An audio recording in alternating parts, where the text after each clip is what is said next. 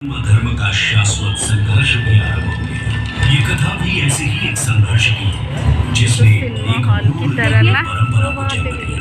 एक दिवस पृथ्वी पर विचरण करते समय महर्षि दुर्वासा को एक दिव्य पुष्प माला प्राप्त हुई। सुवासित माला को देव योग्य जान वे उसे स्वर्गाधिपति इंद्र के पास ले गए। हे सुरपति, ये दुर्लभ माला मैं आपको भेंट करता हूँ। इसे मेरा आशीर्वाद समझकर सहेज कर रखें। परंतु इंद्र महर्षि के आशीष और अहंकार के प्रभाव में उन्होंने वो माला ऐरावत के मस्तक पर रख दी। पुष्प गंध से असर जला माला धरती पर गई। तब भी इंद्र, ऐसा घोर अपमान, जिस धन ऐश्वर्य पर तुम इतना इतराते हो, मैं वही तुमसे छीन लूंगा। मैं इसी क्षण तुम्हें और तुम्हारे लोग को श्रीहीन होने का श्राप देता हूँ। एवमस्तु। ऋषि श्राप के प्रभाव से देवताओं का वैभव छिन गया। तीनों लोगों में हाहाकार मच गया। देवों की शक्ति क्षीण हो गई। दानवों ने देवलोक पर घोर देव असुर संग्राम के पश्चात स्वर्गलोक दानवों के अधीन हो गया। पतित पराजित देवगण त्राहिमाम करते श्री हरि विष्णु की शरण में पहुंचे। प्रभु, तीनों लोगों पर संकट है, हमें इस श्राप से मुक्ति दिलाइए। देवराज, इस संकट का समाधान सागर मंथन है, परंतु मंथन तभी सफल होगा जब देवता और दानव मिलकर प्रयास करेंगे। ये कैसे संभव होगा नाथ? सृष्टि के कल्याण हेतु इन दो परस्पर शक्तियों को साथ आना ही होगा।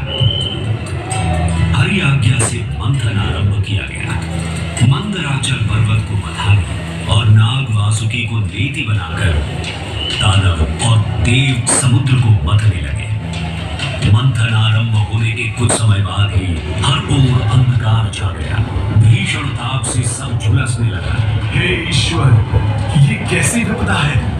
ये हलाहल विष था जिसकी भयंकर गंध और ज्वाला से सब नष्ट होने लगा। और तब जीवों की करुण पुकार सुन पशुपति महादेव प्रकट हुए। यदि इस विष को नियंत्रित नहीं किया गया तो प्रलय सुनिश्चित है, परंतु मैं इसके एक भी बूंद को इस सृष्टि को छूने नहीं दूंगा। महादेव ने विष को अपने कंठ में धारण कर लिया। इस कारण उनका कंठ नीला हो गया और वे नील कंठ कहलाए।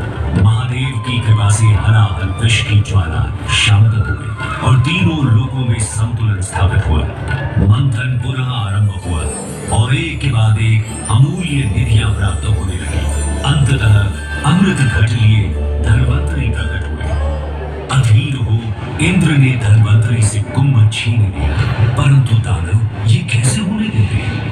देवों और दानवों में अमृत पाने के लिए छीना झपटी शुरू हो गई। इस तरह का अंत करने के लिए श्री हरि को मोहिनी रूप में अवतरित होना पड़ा और उन्होंने बड़ी चतुराई से सारा अमृत देवताओं को पिला उन्हें अमर कर दिया। समर्थ हो देवों ने स्वर्ग पर धर्म का राज पुनः स्थापित किया। परंतु इस सारे प्रकरण में एक विशेष बात और हुई। छीना झपटी में अमृत की चार बूंदें स्वर्गलोक, पाताललोक और पृथ्वी पर आ गई। पृथ्वी पर ये बूंदें प्रयाग, हरिद्वार, उज्जैन और नासिक में गिरी। अमृत से पवित्र हुई धरा तीर्थ बन गई। यही कारण है कि इन स्थानों पर हर 12 वर्षों में कुंभ मेले का आयोजन होता है। समय की अनंत धारा में ये परंपरा अनादिकाल से चली आ रही है।